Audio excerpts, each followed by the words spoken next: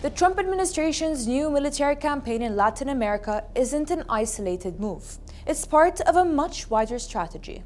Journalist Ben Norton, founder of Geopolitical Economy Report, says Washington is reviving the old playbook of U.S. imperialism. Only this time, it's branded America First.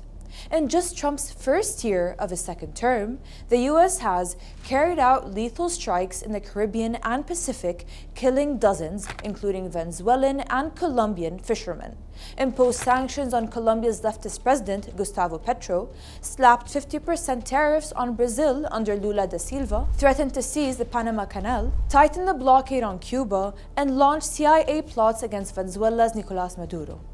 Meanwhile, Trump's allies, like Argentina's Javier Milei, are rewarded with billion-dollar bailouts. For over a century, the U.S. has overthrown or interfered in governments across the region, at least 41 times between 1898 and 1994. Now, Trump's team, led by Marco Rubio and Pete Hegseth, is reviving that legacy through what critics call the Monroe Doctrine, a modern version of the Monroe Doctrine, which treats Latin America as the U.S. backyard.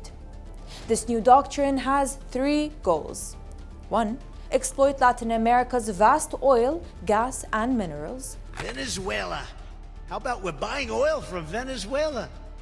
When I left, Venezuela was ready to collapse. We would have taken it over. We would have gotten all that oil. It would have been right next door. 2. Block China, now the region's biggest trading partner.